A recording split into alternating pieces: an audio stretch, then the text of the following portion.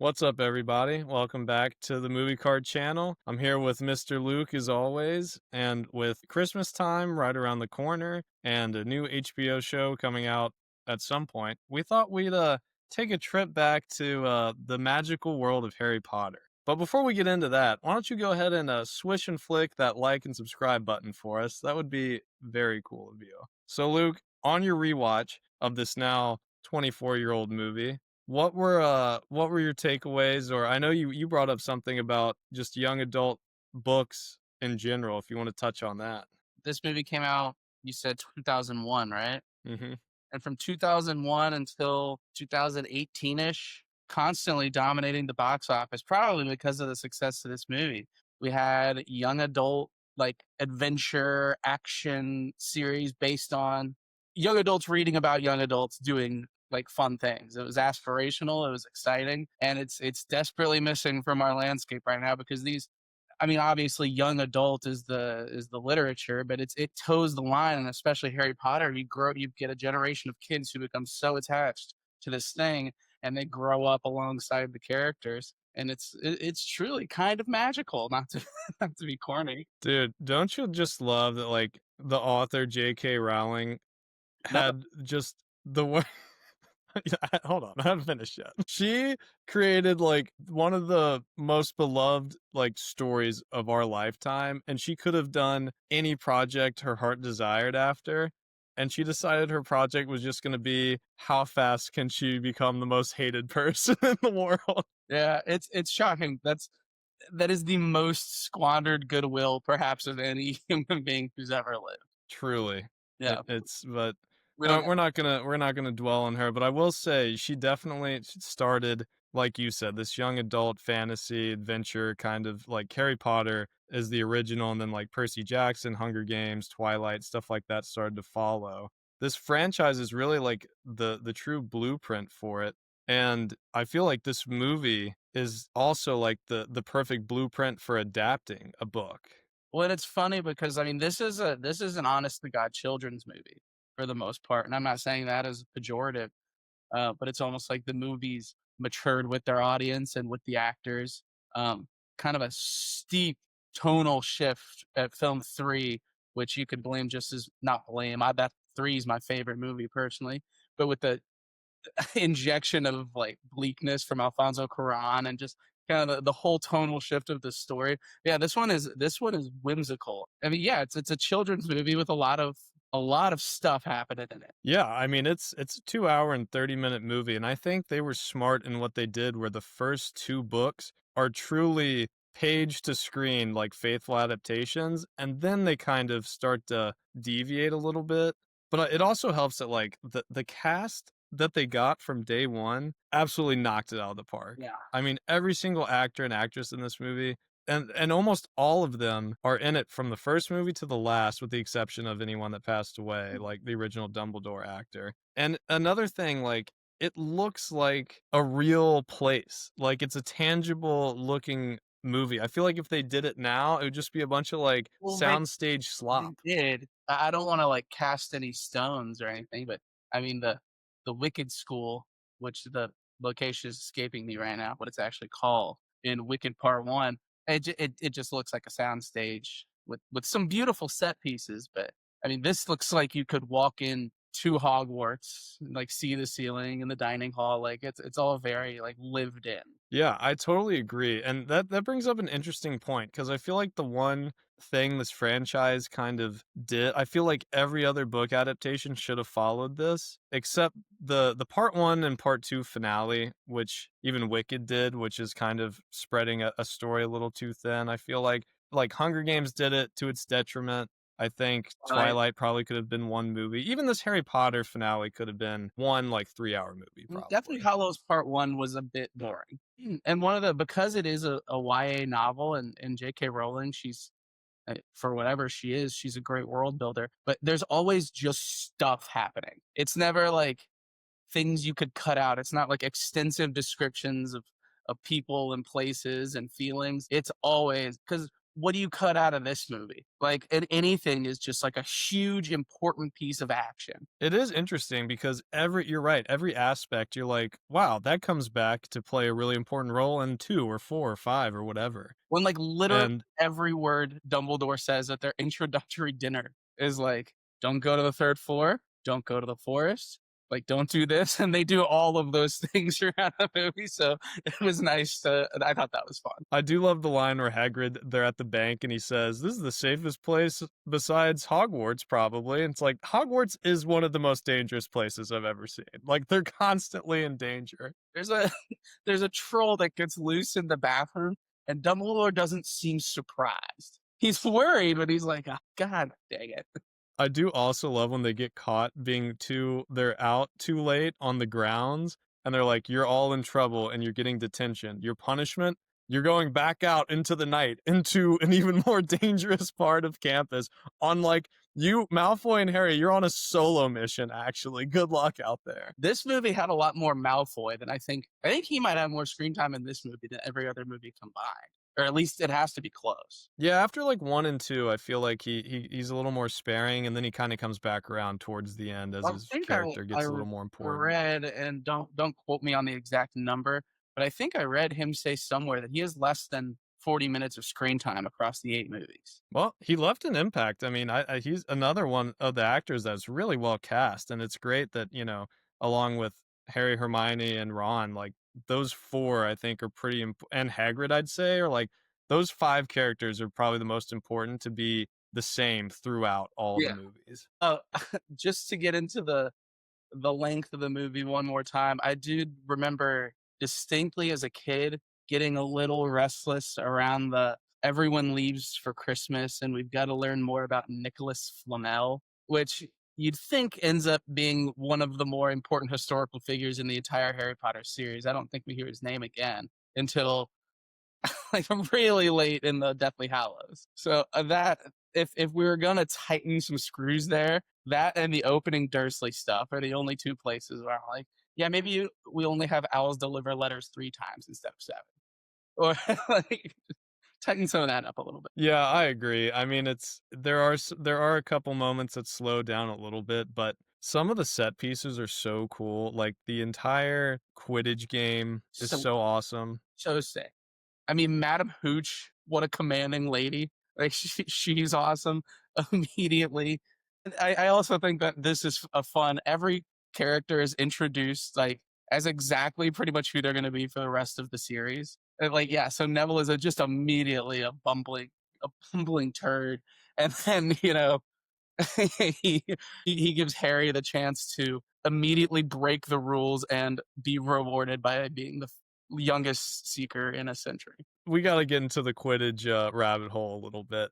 One thing I noted, Professor McGonagall just buying the fastest, newest broomstick for their rookie seeker. That's got to be like a Wizard NCAA infraction of some Well, kind. also, she's like the second in command. She's the vice principal, and she's like, I gotta get to the Quidditch captain ASAP. That seems like an overstep for authority. I do love it though because you're like, oh, this lady is just a die-hard Gryffindor fan. Like she's immediately like, you're not in trouble. Actually, you're our new 6-star player. This is the best day ever. I also noted that Oliver Wood. Oliver Wood? He's like, how's it going, That's Poulter? pretty good. Give us a little bit more of He's that. like, how's it going, Poulter? So you've got these two bludgers, they're gonna be hit by the beaters. And then you, the seeker, you're going for the snitch. And then he's like, I love his voice. He's the only person in the world who's from that area in like the Wizarding World of Harry Potter. I don't know if that's like a kind of a Welsh thing he's got going on, but right before they're walking out, he goes, "Were you nervous before your game, Oliver?" He goes, "Yeah, yes, I was, Potter." And he goes, like, and then what happened? Woke up 2 weeks later in hospital. Like, yeah, you did. Dude, I wrote down Oliver Wood should probably retire. His first game, he got hit in the head and was in a coma for 2 weeks. And then in this game, he gets fucking destroyed again and falls like 15 feet to the ground. And this is like probably the least dangerous Quidditch game we see in the whole series, right? I mean, the next one or I guess, yeah, there's During break broken arms in the next one. After that, there's a just a lightning storm happening. with evil wizards, like, Yeah. sucking faces, like, that's I hilarious. do love that the Madam Hooch at the beginning of the game is like, "I want a nice clean game here," and the Slytherin players are just They laugh at practically, like, drop kicking people to their deaths, like, they're just, like, and punching people left and right, it's crazy. not treading any new ground here, so I'll be brief. But the amount of aggression and hostility and like just pure evil the Slytherin play with while they are just doing this meaningless part of Quidditch that they're scoring means absolutely nothing because the game is ultimately decided by one kid catching one snitch. The old are you familiar with the parking lot frog tweet? I think you've seen yes. Oh, yes. It's such a good one. Do you wanna, go ahead and read that or say that for people that don't Yeah, know? I'm paraphrasing just a little bit, but the golden snitch in Quidditch is like if in the middle of an NBA basketball game, it just ended and the losing team wins because their guy caught the parking lot frog. It is preposterous, like, it's so funny, the game is so well thought out, and it's honestly a really well-made game, and then it's like, "And here's this element," and you just kind of, "Oh, alright," There needed to be a way for the 11-year-old to be the best player, to and just be the sicko. unfortunately destroyed the rest of the game. Also, John Williams, the GOAT, Cookout. went absolutely nuclear in this movie with the score. It's hard to imagine Harry Potter before that. The theme that plays at the beginning of every movie, but it's just so synonymous. It's crazy that a guy just thought of that like 25 years ago. He just did it. Honestly, I think that injects so much of the identity. Like if Danny Elfman did the score, it would almost I feel like the movies could have a totally different tone of like a little more weird, freaky, like magic, but he makes it so There's almost like a wonder to it all. Like you're yeah, it's like a wholesome it gives it such a wholesome element to the whole thing. I think that's why it's kind of considered like a holiday movie in a way is because it's just heartwarming. I yeah. think the music plays a huge part in that. I think the ending sequence, not the ending sequence in terms of Dumbledore cheating for Gryffindor to it was a Moonlight La La Land with Gryffindor and Slytherin. And you can talk about that after this if you want. But the ending where they're going through the different traps set by they think Snape or whomever to keep them away from the stone. Those are all so freaking cool looking. Like that plant is so badass. I really like the way that looks. And the whole like just the idea that there's this multi-level cavern in the middle of their school. I don't know. I was really struck by the way everything looked during that sequence. And That's also I noted Harry saying like, "Thank goodness at least Hermione paid attention in a obology class." Don't you think if you're Harry, you'd be paying attention better than anyone who's ever paid attention? Like your life rules now. You're a famous wizard now. I'd be so locked in to every single lesson, every single class. maybe Snape caused him to be jaded on day one when he's just taking notes of everything Snape's saying, and then he's like, "You're not paying attention," points deducted, and after that he's like, "You know what? I'm just gonna be a bum in school, actually." It's funny though because I kind of see, even though the Snape character is confounding in this one, makes his relationship with Quirrell doesn't really make any sense given what we then is revealed about Snape later on. But I don't know how far ahead she was thinking when she wrote this one out. But he was speaking directly in metaphor, and Harry Potter was taking notes on like figures of speech he was using. So I can see why Snape was like, dude, like look up. I agree. He's taking notes about a literal like introductory sentence that has no educational value at all. One bullet point said like bottling luck, and the next one was like honing power. That doesn't make He's trying to get a step ahead, you know? I do also love going back to the ending and all the tasks they kind of have to get past, the security measures. The life-size wizard's chess so cool. scene is so cool Why did Ron choose at night? because he's a gallant fellow. Just a wacky. From my very very light experience with chess, probably the most useless piece. I do like that he made Hermione the rook, the Yeah. queenside rook, because I feel like it's a secure position. Like Uh, you're not going to be in as much danger. Like that's just a small like I don't know, kind of tactical move he decided to make. Thank God he was good at Wizard's chess. I mean, he saves the day. And then, dude, post Wizards chess game, Hermione with her hype speech to Harry before he confronts Voldemort, Yeah, so awesome. 10 out of 10. The last scene I want to touch on before we do get to the whole ending with the Gryffindor steal Yeah. is the mirror scene. The first time Harry finds the mirror where it reflects his heart's desire and it's his parents, and then his whole conversation with Dumbledore is so good. Like it's this melancholic but just kind of a happy, I don't know, it's just the vibe of the whole thing is just so well done. Yeah, that's and it's no one's fault. Obviously, the actor portraying Dumbledore passed away, and I'm not even someone who takes exception to the second Dumbledore portrayal as much as others do. But this was like the missing ingredient from Dumbledore in the later films, like a true like wisdom and care for Harry. It is interesting because in the books he is way more wacky. Hmm. But I do love he is just a more wholesome, almost like wise grandfather figure where you do truly, when he's in the room, you just feel safer. Like you feel safer for the characters. He never would have been able to do even at this stage of his life. He never would have been able to do like the physical scenes that Dumbledore had to do later on. Yeah, the In the swirly twirly water potion or water spell and stuff. well, Yeah. that and like the drinking of like that horrible liquid that Harry has to keep shoving down and stuff. Like those that would be physically tasking for any actor over 60, and he looked like he was about 85 for the first movies. It is interesting that they casted him because, yeah, I mean, obviously you never expect someone to pass away, but he was quite old. But God, he's great in those first Oh, two movies. so good. But getting back to the no pun intended, the snaking that happens to Slytherin. I wrote down this is like the Tom Brady Tuck rule. They just have a clear victor and they're like, yes, yes, well done, Slytherin. However, actually, Hadn't thought about the courage rule, where, where an act of courage wins you the game. now Um, I do love that Neville gets the 5 points to win. That is a great moment. Very nice. Have you seen? You might not be able to relate to this, but I hope at least one person does. I had a pop-up book, a Harry Potter pop-up book. I had one too. I know exactly what you're talking about. You pull the thing and it goes from the Slytherin banners to the Gryffindor. Oh my!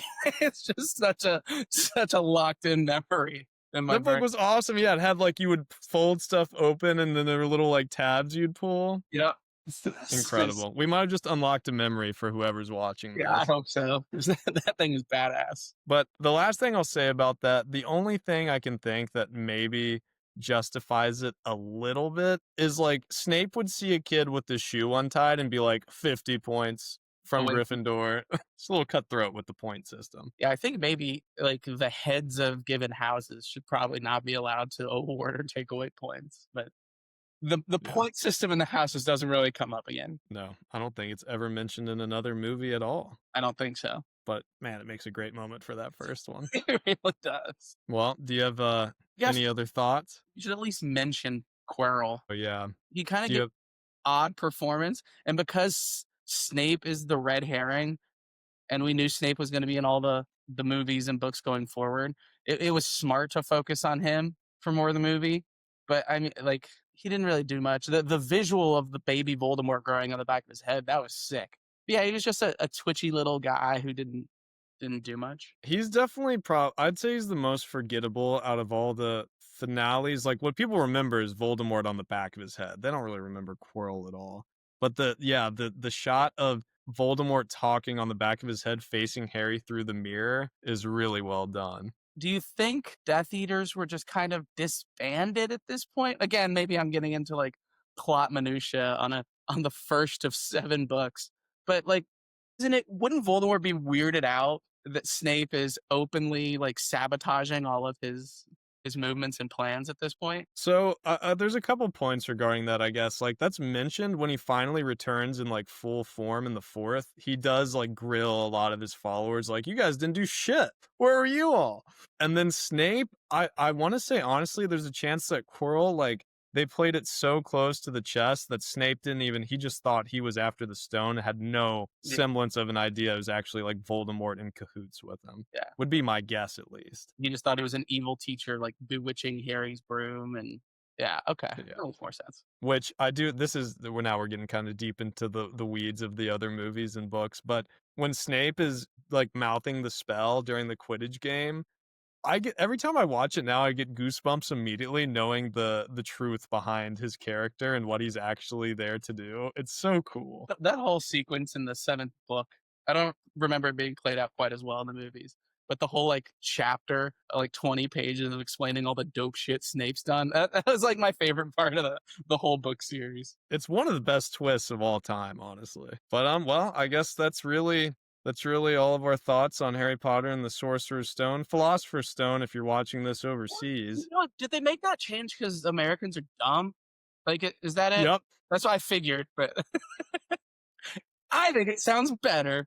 Yeah. Sorcerer's cooler than Philosopher, actually. You know what else is cool, Luke? What's that? Thanksgiving. And people overseas don't get that either. Yeah. But if you're watching in America, I hope you have an excellent Thanksgiving. And if you're not celebrating, I'm sorry, you're missing out on a great holiday. But Yeah. we'll catch you next week. Cheers.